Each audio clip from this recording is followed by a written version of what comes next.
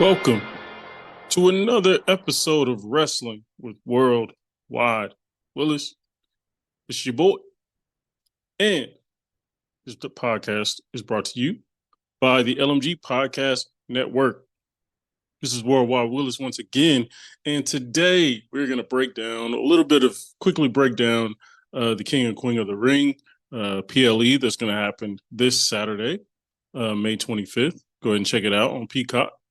And we're also going to have a little bracket that I put together. We're going to talk about in-ring. We did our best in-ring for the men's, but we're going to do a best in-ring for the women's today. And we're going to do a 16-woman bracket. I'm going to go through it on the fly, and we'll get the results we get, Let me know if you agree or disagree, but when we get there. But first, let's talk about King and Queen of the Ring. That's also a hard name to say. King and Queen of the Ring. Really quickly, it's kind of hard to say. So let's talk about this PLE. I think the build of this PLE has been really good, especially for a the big four PLEs of the year. This has been a good build for this PLE. I think mainly because, to me, this PLE obviously is built for not the mid. I don't even want to disrespect some of these people and call them mid card, but this is meant to keep the entire roster engaged, right? Like, I always love when you have tournaments, not AEW style tournaments where it's literally every week there's a tournament, but in this case, when WWE does a tournament or qualifying matches, it's always kind of a little bit of an excitement because it brings the competitive level out, it brings strategy, it brings competing storylines with each other. So they do it at a really high level, and they do it sparingly enough, again, to where it feels special.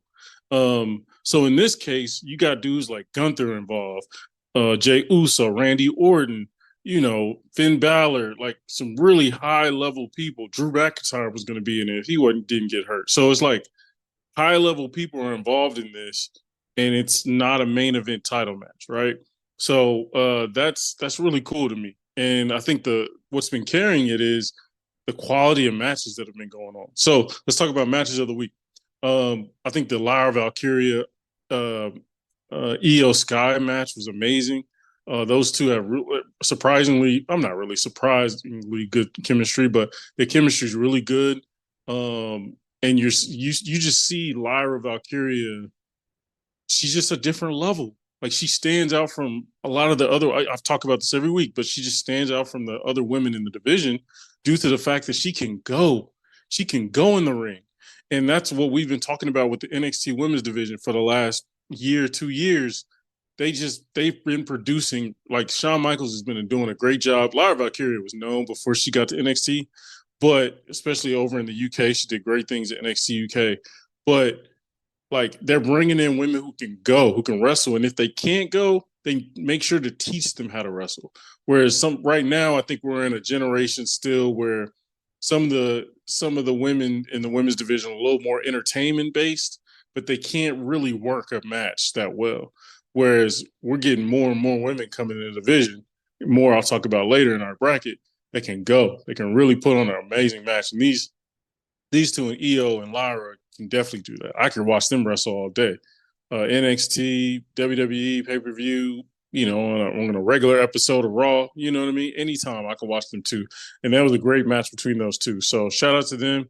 Really cool finish. I was surprised that Io didn't win, but I kind of see what they're doing, right? You want the queen of the ring is going to be a cool thing, right? And so why not put that on somebody who's kind of newer, you know what I mean? Or have this new person go against, on the other side of the Queen of the Ring tournament, we have Bianca, the winner of Bianca Belair versus Nia Jax.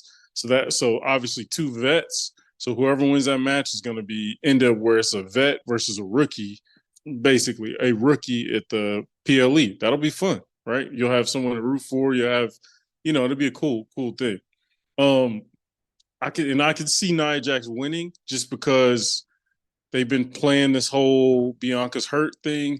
And I could also see it just because I don't think it's a problem, but having two baby faces go against each other for the Queen of the Ring title is kind of like, You know what I mean? Especially with a you're over in Saudi Arabia, you kind of want a heel, right, to give the crowd to interact with. And Nia Jax has been doing great work, so I could see having Lyra overcome Nia Jax to win the Queen of the Ring would be a really cool story, and the crowd would root for her. It would get her over even more. I could definitely see that. Uh, but match of the week wise, Lyra and Io Sky, shout out to them. I want to point out obviously Gunther. You know, anytime Gunther's in a match, we know it's match of the week. For me, him and Jey Uso had a really good match, really hard, like hard hitting. Those two really have good chemistry. It really, I think it's because Jay does a good job of selling. I don't think Jay is the best seller. If I'm being honest, like I think sometimes he takes shortcuts as far as like I'll say this, he doesn't give his body up that much. Like usually Jay is like, nah, you ain't about to catch. I ain't about to fall on my face. Like I'm putting my knees down. I ain't about to fall on my chest. I'm putting my, you know what I mean? Like he's usually looking for the easiest way to sell this thing. And with Gunther, there is no easy way to sell anything just because how hard he hits you. So I think Jay can kind of tap into a different level of selling when he goes against Gunther. But that was a really good match. I love the way they're telling a story. See, this is what I mean with Gunther, bro. He's telling a story without even opening his mouth. Right? He is in the every match he's won in this King of the Ring tournament. He's won it via submission, right? You don't really see submission moves winning a match anymore, right? That just because they save face, they don't want people tapping out. You know what I mean? It's an easy pinning somebody and cheating to pin somebody is a real easy stick, right? But having someone tap out makes them look less than or embarrassing, right? So to have and to clear that up for Jey Uso, this doesn't hurt him at all. You just lost to the best wrestler in the game, and you passed out. You didn't tap, you passed out, right? After a very brutal, hard hitting match, definitely doesn't hurt his brain at all. He's one of the hottest guys in the game, and he went up against Gunther in a really good match. That was again match of the week. Really, really good one. Really excited about seeing those guys wrestle again and what's next for both of them. So let's talk about King and Queen of the Ring. So far, our matches are we're going to have Becky Lynch versus Liv Morgan, unfortunately, for the Women's World Championship. Now, this could be a good match. Again, I don't doubt Becky because I've doubted Becky before, and she killed it, right? I doubted her and Tiffany Stratus would have a good match, and they had a banger in that cage match. Like that cage match was amazing. So I'm not going to doubt Becky. That's just not what I'm going to do. Her and Bianca's have classics. You know what I mean? Her and Tiffany Stratton have had classics down in NXT. So I'm not going to doubt her. I want to see Liv can live up to the moment. You know what I mean? Can she really be a heel? Can she fully lock into being a heel? I'm seeing some things that are encouraging, but I'm not quite sure. So we'll see on that part of it. But I am interested to see who will win here. I don't think Becky's a transitional champion. I really don't. I think they're gonna have Becky really holding it and having different women come up, just like she did in NXT when she had the NXT championship and she had different women go against her and kind of basically as a showcase to basically show like these other women are really good. She'd end up with the victory, but she put on a lot of women and made Lyra Valkyria for one of them is one example. So I can really see in this case that she could really put on and make Liv look good. You know what I mean? But I think Becky retains in this one. We have the Universal Championship match that we didn't necessarily expect. We have Cody Rhodes versus the United States champion Logan Paul. Now, I I think this one could steal the show, right? I think it'll be very hard to do when in regards to you might have a Gunther Randy Orton match, right? So that could be amazing. But in this case, like I trust Cody, man. Like I really do. Cody's a wrestling nerd, right? And so I could see Cody just setting up the match in a way to where Logan looks amazing. And like him and Logan just put on a banger. Like I just trust Cody a lot. So I could definitely see them two going at it and it being a really, really good match. Um, and I think obviously Cody retains. Um, and I think them purposely saying, I just want to make sure here that the United States Championship is not on the line, uh, which is very telling to say that basically, Logan Paul will not lose, essentially. Um, and so I'm interested in this one. This one had caught my attention. It's a smart thing to do over in Saudi Arabia. Get the viral world, internet, social media world's attention with Logan Paul. So I think it'll be a good match. But obviously Cody will retain. In the Intercontinental Triple Threat match, I think this is a good one. This could also steal the show, honestly. You have Sami Zayn, the Intercontinental Champion, defending against Chad Gable, who's been on a really cool run lately as being a true heel, kind of going at, kind of tearing the Alpha Academy apart and trying to build it again, potentially with the Creed brothers, hopefully. And then also Brunson Reed, who I always think Brunson Reed is an amazing triple threat wrestler. Amazing. He's going to do the spot where he picks up Gable and then he has Sami Zayn on his shoulders, and he walks to the middle ring, having both of them, carrying both of them, and then does the Samoan drop while also tossing Gable over his head. Like, that's going to be, that spot's coming. You know it.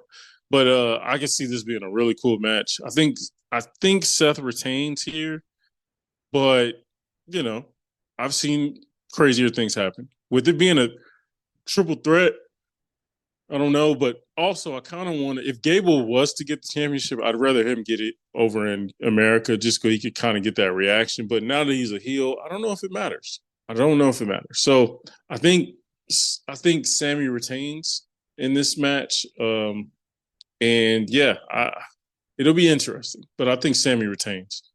Um, but I do think they'll have a really, really good match with those three. And then obviously you have the King and Queen of the Ring finals, kind of like I mentioned earlier when talking about the matches of the week. So in the Queen of the Ring final uh, championship match, basically, we're going to have Lyra Valkyria versus the winner of Bianca Belair versus Nia Jax. Again, kind of how I mentioned, I think Nia Jax is going to win against Bianca by cheating or via Bianca's injury that they've been heavily, heavily hinting towards. And so I think that'll be the match, and I think Lyra comes out with the victory. I think Lyra being Queen of the Ring, it will be a really cool tag on her and kind of give her some momentum towards the next potential title run or challenging, Becky for the championship. Hopefully not Liv, but hopefully Becky for the championship. They've had really good chemistry and had some amazing matches in NXT last year. So that'll be cool. And then in the men's final, we have Gunther, the Ring General, trying to be the emperor of the ring versus potentially Tama Tonga or Randy Orton. Now, I'll be honest. I think Triple H sort of fumbled the bag in regards to having Tama Tonga win so many matches. I kind of understand you're kind of teasing towards a bloodline thing, but to me, if you're not going to do Jay versus Tama Tonga, which I agree that you shouldn't have done, like Jay shouldn't be involved in any bloodline mess for the foreseeable future until WrestleMania season. But I don't like that Tama Tonga has made it this far by beating like LA Knight versus Randy to go to the championship, to go to the King of the Ring final. That brings eyes. You got eyeballs. Like on this next episode of SmackDown, you'd have major eyeballs on that thing. But Tama Tonga versus Randy, like, we know what's going to happen. Like, Randy is winning that match. Like, we know. It's just easy tell. Like, you're not going over to Saudi Arabia and having Tama Tonga going against Gunther. Like, you're just not. Like, just from a business perspective. So, I wish they would have booked that a little different. Have LA Knight win or have Melo maybe make it to the final. I'm not sure. But there's been some great matches over there. So I'm not complaining about that. But, yeah. Or, again, Ilya Dragunov. But, it's whatever. But I do think Randy defeats Tama Tonga and goes against Gunther at the King and Queen of the Ring pay-per-view. And I think it's going to be a fun match. I think it would be crazy to see a Gunther versus a dude who's like built just as tall as him, obviously more built than him, and kind of see how that goes. Like, I'm interested in that. Usually we see Gunther against small guys or super big guys. But a guy like with his similar build, that'll be fun. And to see Randy kind of sell to the way you kind of need to sell or have to sell versus Gunther, that's going to be cool too. So that matchup is going to be like, oh, okay. I want to see Randy versus Gunther. Like that's a big time matchup. So I think Gunther wins. I think Gunther. I mean, that's the perfect thing to throw on him. Again, just to throw on, he's going to change it to Emperor of the Ring. Like that's another thing he can be cocky about as far as being a ring general and owning the mat, being sacred. That he's going to own that thing. So I'm really, really excited for that. Randy doesn't need King of the Ring. Like, let's be honest. Like, he doesn't need that title. If he wins it, that's going to go at the bottom of his resume, winning 2024 King of the Ring. So, whereas Gunther, you could put it up there, kind of near, or not up there, but close to his historic GOAT level Intercontinental Championship ring. So Gunther should win that thing, and yeah, I think that'll be a really good pay-per-view. Doesn't look like any duds, to be honest. We kind of wish Bailey could have got a look, or the tag titles would have been defended on the pay-per-view. But hey, maybe next. This one is kind of a quick turnaround as far as PLEs are concerned. So, okay. Well, now let's talk about this best in ring bracket. Now, I kind of randomly seeded this thing, but also, I don't know. I kind of did. I laid out some things. I ain't gonna lie. I put the four horsemen in different quadrants. This is a 16 woman bracket. So I kind of put the four horsemen in different brackets. Or the modern four horsemen, I would say. As far as Becky, Rhea, Bianca, Charlotte, I kind of put them in four different quadrants. So, all right, let's just go by it.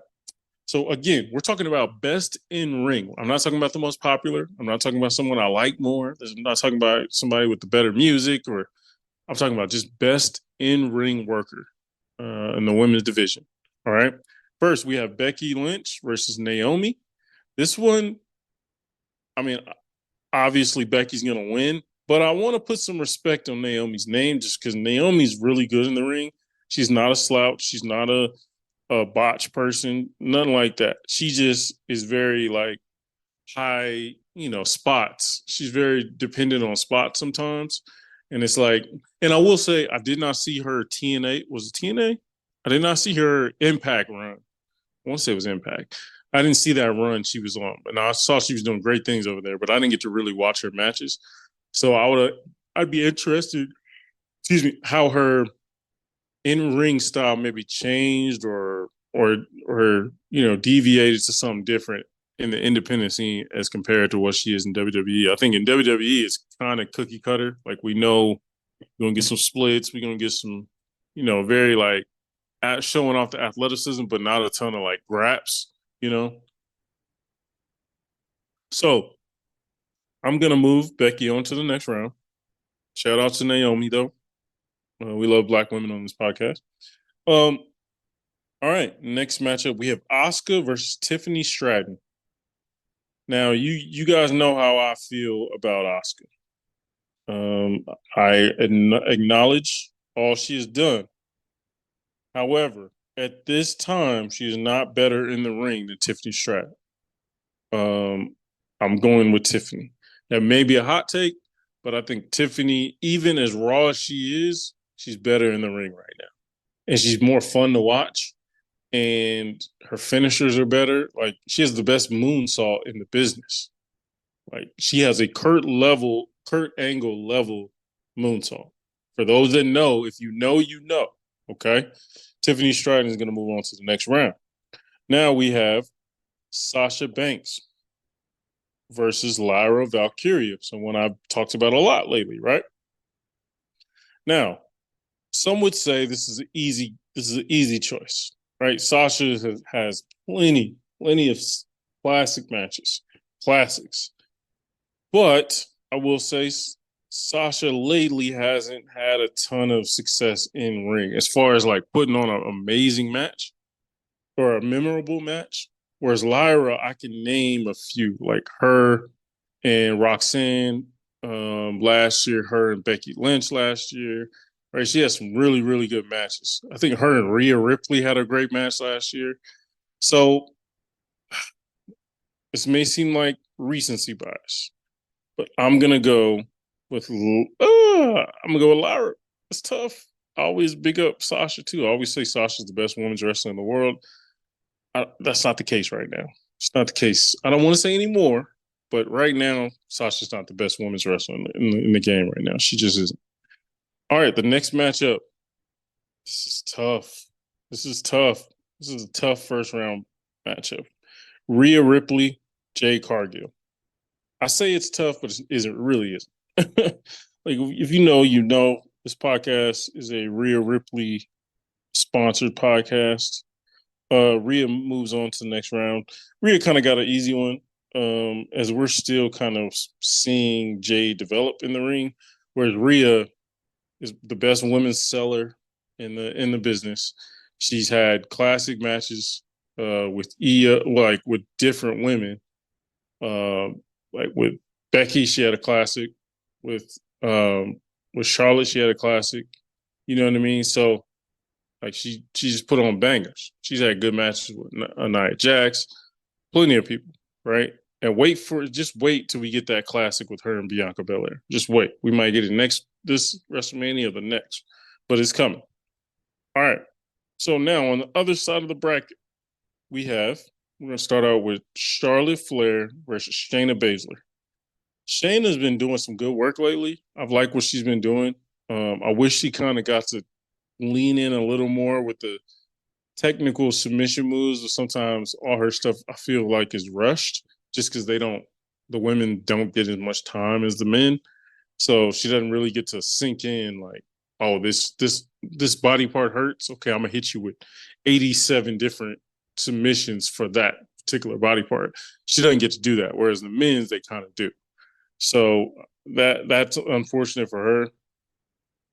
Charlotte, I'm not the biggest Charlotte fan, but I gotta put respect where it is deserved. Like Charlotte is really good in the ring.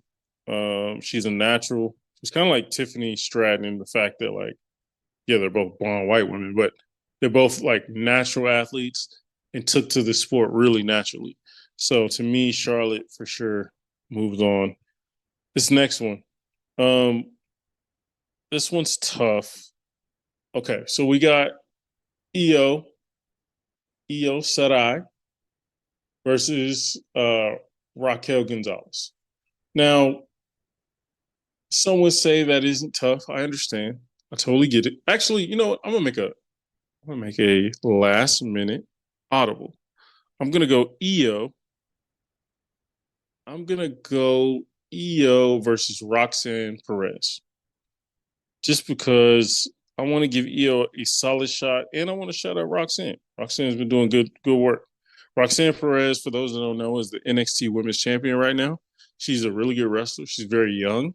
Still has some work to do. However, she's good in the ring and has had some really good like her match last year. I think it was last year with Blair Davenport, street fight, amazing, really good match. She's had some really good matches with Lyra Valkyria, and with Becky Lynch. You know what I mean? So she's had some good matches, and I think Roxanne is going to be called up within the next year. I think just because she has the look, she has everything you kind of want, especially for a baby face, and she has a cool finisher, pop rocks. You know what I mean? And she's under the tutelage of Booker T. But I gotta go Io here. Io, to me now, is the best women's wrestler in the world. I say that as we're still in the bracket, and I have to defend that in my choices. However, I do think Io is one of the top in the world right now. Like you put Io in a match, and you give her time, she's probably gonna give you a classic. Next we have Bayley versus Nia Jax. Now, some would say this is extremely easy.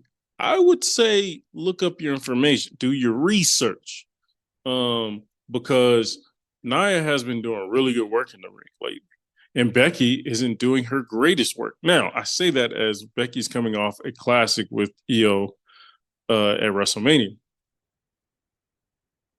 However, I do think that was 60-40. I think 60% of that classic recognition should go to Io, 40% should go to Bayley. Um, you know what I mean? I just think Io, I don't even want to say carried because that's the way, like, that's different. Carried a match means it's like 80-20, 90-10. 60-40 means, oh, they both put on, just one was just a little more talented than the other. So, but Bayley, like in her prime, I think it's very clear she's better than Nia. But, Bayley on her downturn and Nia kind of trending up, it's kind of a tougher decision. I'm gonna go with I'm gonna go Bayley. Um, just off a resume and what I know she's capable of, I'm gonna go Bayley. But Nia Jax has been putting in work. Shout out to Nia. I didn't think it'd be a great signing to bring her back. It has been a home run. It has been a home run for them in the women's division. Next, we have Bianca Belair versus Piper Niven. Now, again, another people will say this is easy money. It is easy money. However, I want to shout out Piper Niven. Piper Niven made Jade Cargill look really good in their latest match for the Queen of the Ring tournament. Also, Piper's always, even if you go back to her NXT UK matches, she was great over there. Right, when she's allowed to cook, she does great. I mean, she's had some really good Royal Rumble showings, all that, man. Like, Piper Niven's really good in the ring. Like, they should definitely let her cook a little more. But Bianca's Bianca. We know Pat on this podcast who doubts Bianca, but her resume is just too vast, right? She has classics with Bianca at WrestleMania and SummerSlam. She has classics with Io Sky on a Backlash Puerto Rico, right? Like, Bianca, like, let's just is what it is, right? She's that girl, you know.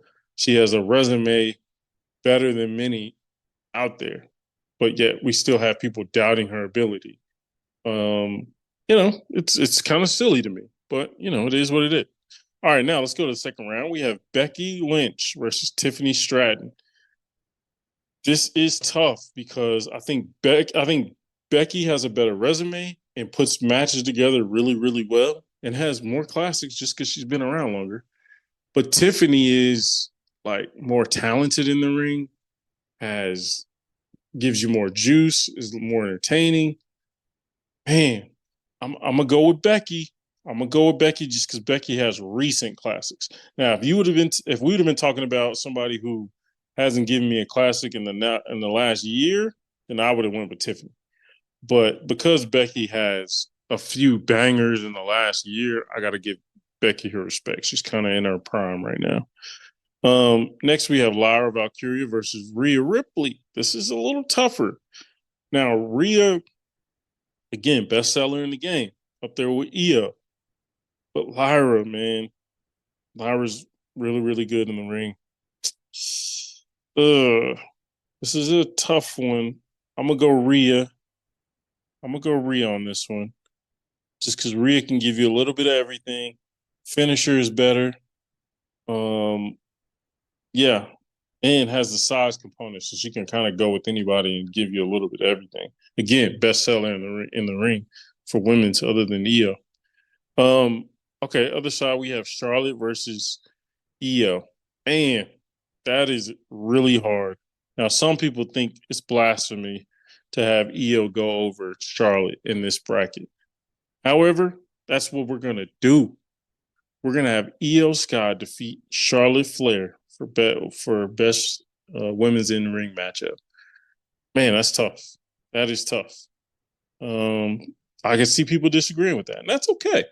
That's okay. But I think Io is a better wrestler in the ring. She's been it since she's in NXT and has done nothing but do great things in the ring in the main roster. So, and she has classic. Like, again, she had a classic with Bianca. at Puerto Rico, and then just had a classic recently with Bailey.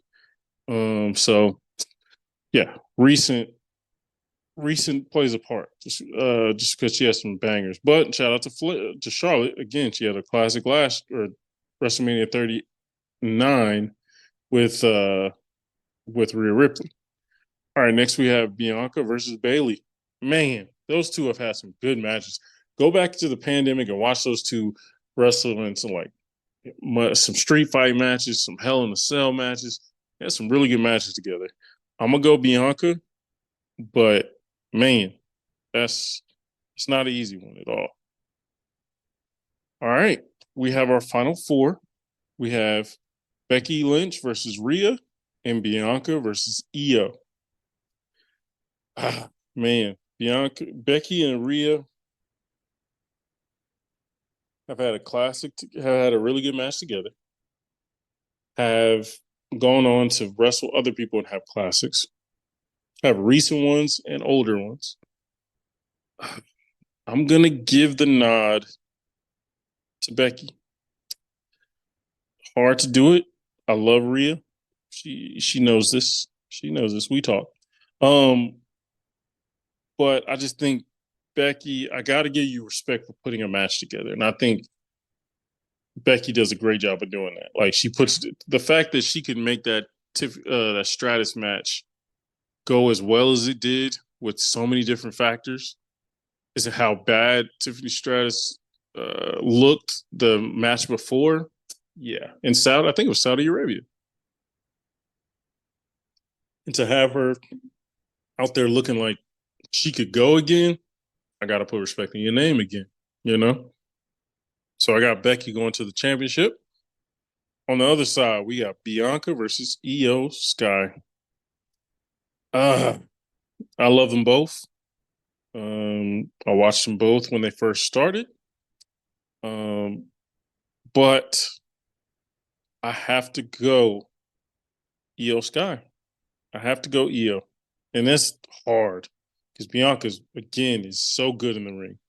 But Io just has no weaknesses, and can give you a variety of different things. And man, she's an artist in the ring. It's like watching, a great player in the ring who's just graceful, and I don't know, she just wrestles at a different level than everybody else. She's just graceful. Even if she messes up, she does it with grace. I remember she had that spot. I think it was in a Survivor Series War Games match. She had a bad spot, but made up for it. You know what I mean? Just by being fun and being jumping off of stuff. Like that's an added component that some of these other ladies don't have. All right, in our finals, we have Becky Lynch versus Io. I just want to give Becky her flowers like I have been. Amazing in the ring. Has set up really good matches for many different people. Have held belts and made them look really good as far as wrestling is concerned in ring. But I gotta go Io. I gotta go Io, man. Like she's the best in the business right now, and she's the best in the business with a division that's becoming super deep and super talented, which is hard to do. But I just think Io, man, you put her in the ring with anybody and she will make it work. She will make it work. She will give the crowd something to have fun with. And she'll give them something to watch. You know, she's like a mix of Jeff Hardy with a little bit of like more athletic and more graceful. Like it's hard to, a little Rey Mysterio in there, a little Eddie Guerrero, a little, you know what I mean? Like she just has so much in her bag that it's tough. So for me, in the 2024 best in ring women's tournament, Io Sky is the winner. Yes, sir. All right, folks. I appreciate you stopping by. This was a quick episode. Just want to tap in with you. We will definitely be reviewing King and Queen of the Ring, PLE, out in Saudi. Remember, it starts a little early, so just be aware. Check that out, and then also check out our review on that. Also, if you have any, thoughts on what you think may happen in the pay-per-view, hit me up in the group. If you, Some people might have been mad Jay lost. I could see Larry being mad Jay lost to Gunther. But hey, man, hit me up. We could discuss. And also as far as my best in ring women's tournament, hit me up if you got any issues with that too, or what you would have went with. And I can, if you want, I can send you the bracket. You can do it yourself. You know what I mean? So I appreciate y'all tapping in with me. I will definitely be seeing you next week. We will breaking things down for the PLE and the results and what the ripple effects will be. Also, shout out Brown Breaker, been doing great work over there. He was laying some people out, took the poor guy out. He was probably done forever, fortunately. But shout out to y'all. Till next time, we out. Yep.